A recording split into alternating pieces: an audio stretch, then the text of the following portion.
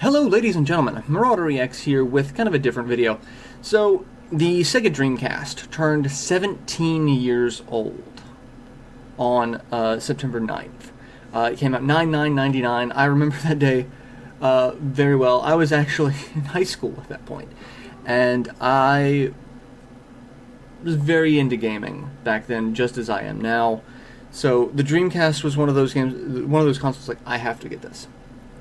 I've been a Sega supporter since day one. Genesis, Game Gear, Saturn. Dreamcast was what I was going for. Everyone's like, oh no, you should wait for the PS2. No, I went with the Dreamcast. That's a video that I could do as well, and I probably will. I'm talking about backing the wrong horse every console generation.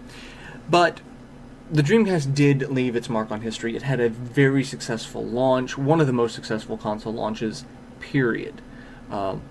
It was just incredible to see this happen in real time. And then it didn't last, but it did survive long enough to produce a ton of great games that really shaped a lot of gamers' experiences. So what I've done is I've taken the 10 games that basically defined my Dreamcast experience. And I'm going to share those 10 with you, my top 10 Dreamcast games. So let's just get to it. So number 10, we have Worms Armageddon. I've spent so many hours on this game, it is not even funny. I have a whole bunch of old videos on the channel of one of our traditions we had been doing for a really long time, was we would have friends over around my birthday, and to celebrate my birthday we would all sit down and play Worms Armageddon. And I recorded a lot of it, and while those videos are probably really crap quality, given the technological advancements that I've made since then, I keep them up for the nostalgia's sake, because it really means a lot to me that we were just all sitting around playing these games, laughing, joking, and that's what we did growing up. That's it.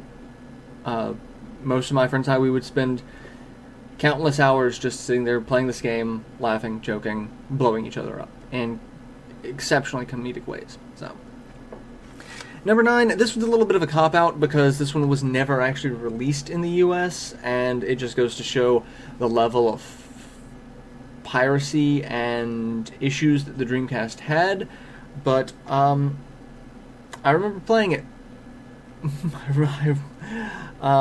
I remember playing a burned copy of it, and really that's the only way to play it in the US on the Dreamcast.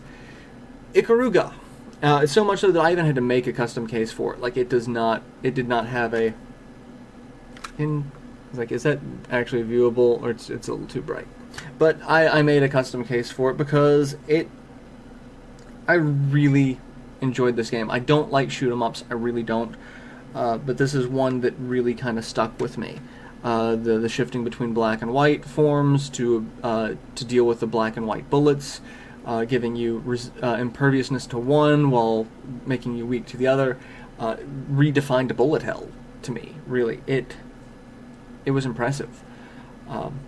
Again, I don't really like shoot-'em-ups, and I find myself playing this game, and I never get far in it, but I enjoy playing it, and yeah.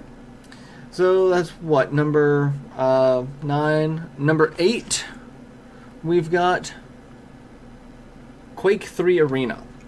Now, this one, again, the nostalgia factor. I played this one during holidays with friends. This is actually how I got some friends playing console games. I had a couple of friends who were very adamant PC-only people, and then I got them to sit down and play this. It's like, okay, try it out. You might enjoy it. And it was a gateway drug for them. We all enjoyed console gaming and PC gaming after that, without any of the bias. And that's another video that I could make again, so I might. But Quake 3 Arena, really one of the only FPSs that I enjoyed for a really long time. I could probably count on one hand at the number of FPSs that I really enjoy. So, and that was on it. So thank you, Dreamcast, for that. So that was what, number 8? Number 7, Sonic Adventure 1.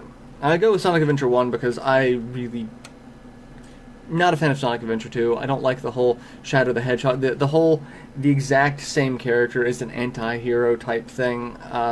It really started grating on me at that point in time because that was a concept that was just flooding everything. But Sonic Adventure 1, Dreamcast launch title, it helped show what the Dreamcast could do.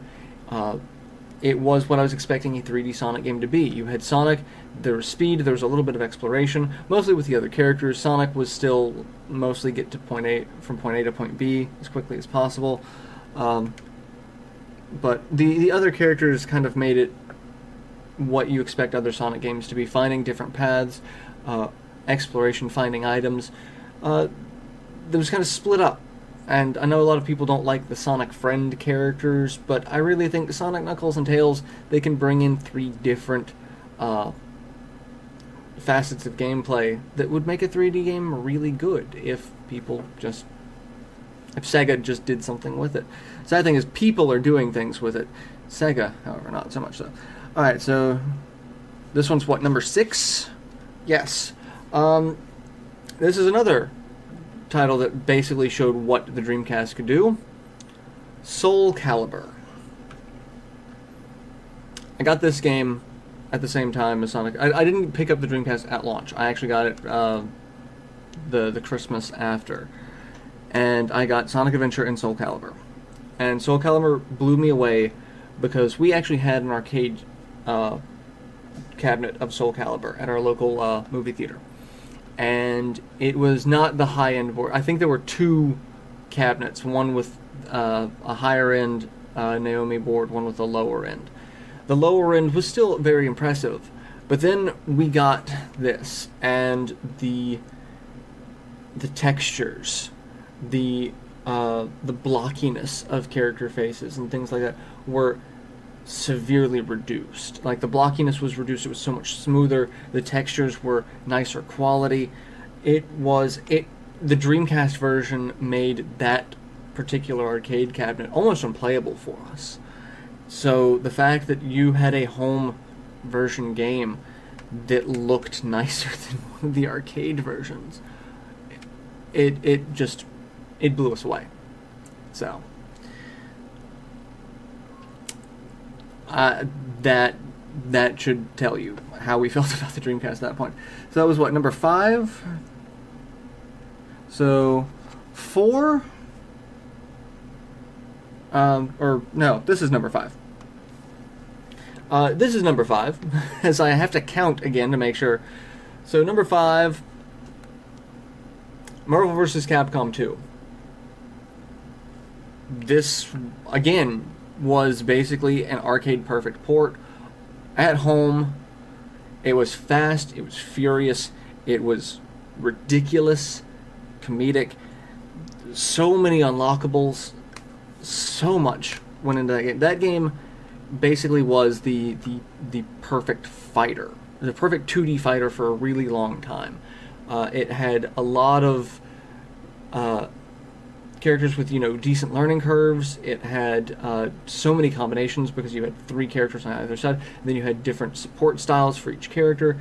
And then, it was learning each character. And it had a huge roster to start with. So it had people playing this game for I don't even know how long. I still pop it in and play it every so often. So I just can't say anything bad about Marvel vs. Capcom 2. I know there are a couple of cheap characters with some infinite combos, but when you've got that many characters and that many support styles per character, you're going to have some balance issues. But I enjoyed it. I always did. Alright, so this is number 4. This one's number 4. Phantasy Star Online. Now,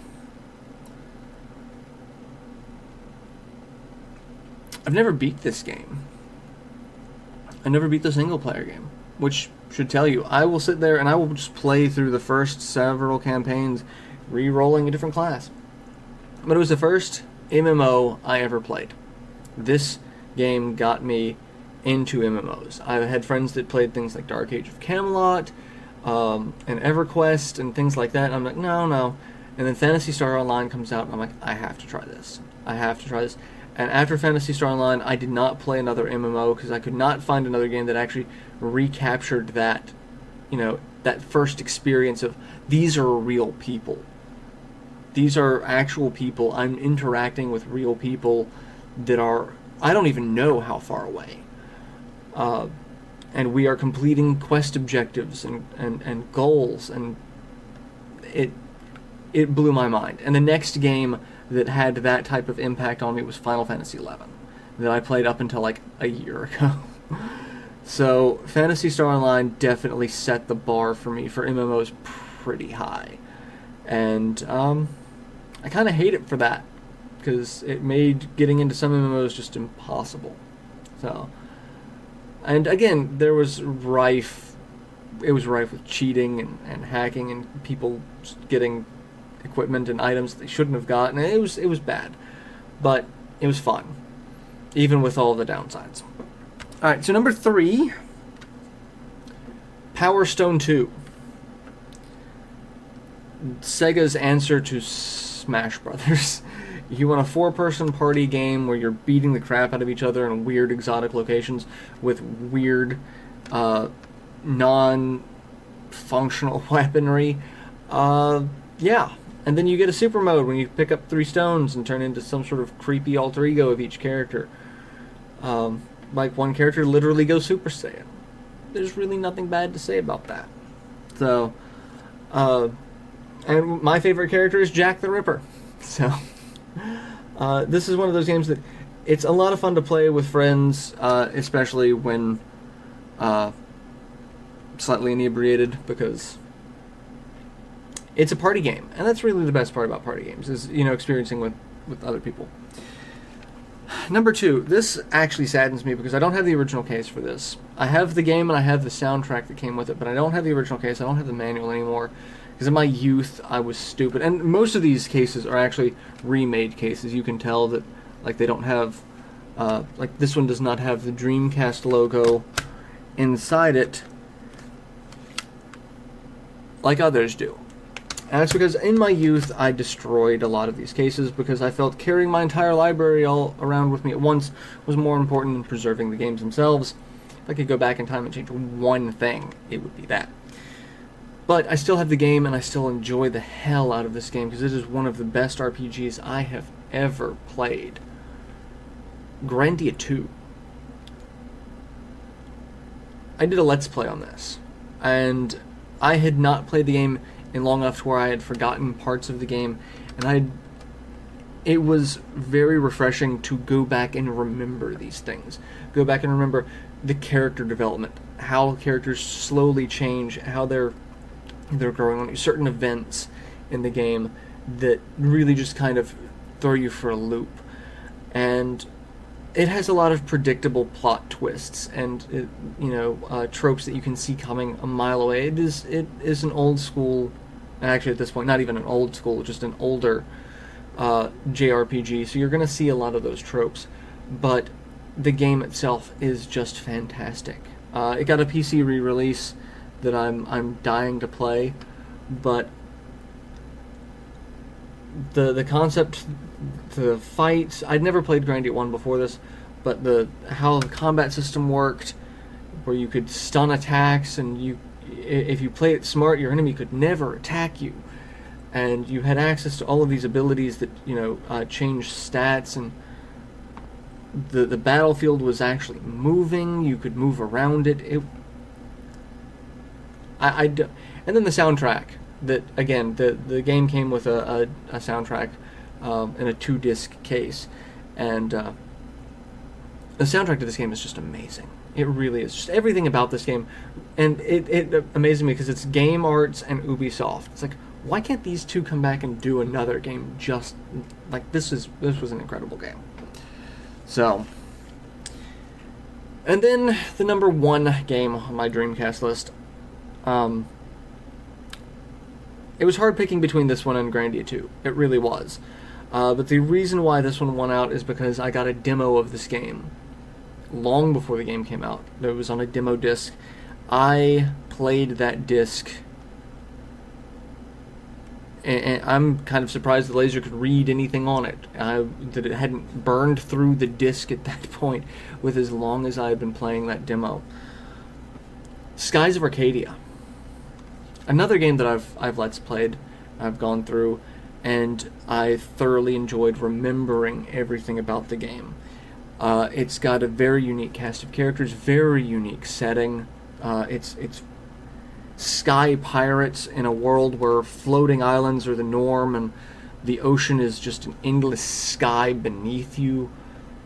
The music, also incredible.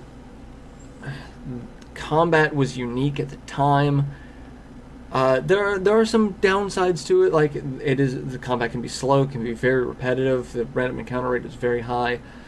But especially when you want to do things in the game, like you want to explore every dungeon and make sure you find every item. You need to use the VMU to find items in the game for one of the characters, for her weapon, the little chams. It's a noise-based hot and cold game. And then you've got, on the world map, you've got the discoveries to explore. You've got your base to build. This game, like I said, I played the demo, which is basically the first dungeon, over and over and over. I played it at least 20, 30 times before the game came out. I could not get enough of that game. To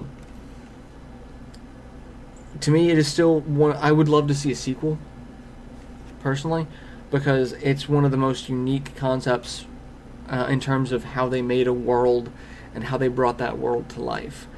There were some DLC for it as well that was added to the GameCube version, as well as some GameCube specific stuff. The only problem with the GameCube version is it does use some compressed audio, so the sound quality is not quite as good. But unless you're an audiophile, you probably won't pick it up. But I just had to Let's Play the original, because the original is what, where it kind of started for me. And this game, I love it. I love it.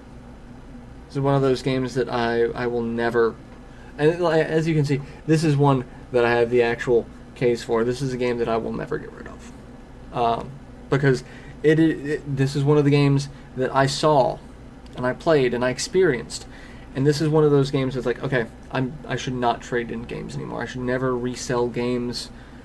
And I only made the mistake of reselling games maybe 2 times after that. I did not listen to what the game had taught me and not do it. So, those are my top 10 Dreamcast games. I might put some gameplay footage or something on here, so if you're curious about what the game looks like. If not, I've got links to several of these on my channels for what I've Let's Played. Go check those out. These are amazing games.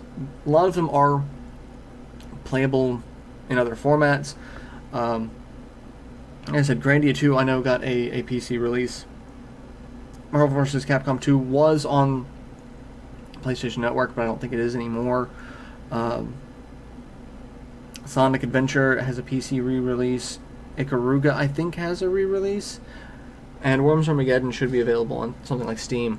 So, I mean, there are several of these that are available elsewhere. I strongly suggest trying them out if you haven't. If you have a Dreamcast, try to pick up the Dreamcast editions, because they are unique in their own ways. So, again, I really enjoyed the Dreamcast. It was a good swan song for Sega to go out on. The last Sega console. I was really proud to be a part of that. And see what their last console hurrah could be. And the thing is, that console had ideas that console developers wouldn't even try to attempt for years later, but now they've become standard. The dual screens, the VMU, the mini screen on the controller, has become a major thing with Nintendo. You have the DS with 2 screens, you've got the Wii U, what's soon to be the NX is probably going to have more than 1 screen based off of whatever rumors are coming out on it. The Vita had off-screen play as well for the PS3 and the PS4. That allowed you to take the game elsewhere. very much like the old school VMUs with, you know, the mini games for like Skies of Arcadia, where you pilot a ship through a rocky terrain. The online component, the fact that that was the first console with a modem built in for online gameplay, and now online gaming is standard. So the Dreamcast left an impression. It really did.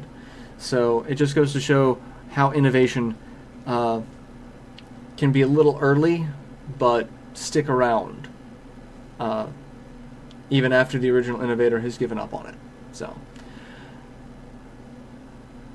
that's the Dreamcast. To me, in a nutshell, these 10 games are the Dreamcast to me. So let me know what your favorite Dreamcast games are. I have a ton of them that I'm sitting here going, how much time did I really spend on that? Did I spend more time on these other games? Building this top 10 list was actually very difficult because there are several other games on there that I really enjoyed, but I can, much like my number one, I could point out the flaws too. There are several other games that's like, I can see a lot of flaws in this game regardless of how much I enjoyed it, but a game is good even with its flaws, as long as it resonates with you. So tell me what your Dreamcast games are, what your favorites are, how many of my games are on your list, what games are on your lists that aren't on mine. I'd love to hear it, because like I said, I've got several others that I had to weed through to be like, what really were my top 10. So let me know your favorite Dreamcast games. If you've never played a Dreamcast, I strongly suggest going to check it out. It's phenomenal. So yeah, happy birthday, Dreamcast. You left us too soon. So I'll see you all in another video, a rant or something. I don't know, something. We'll find out. So till then, later, everyone.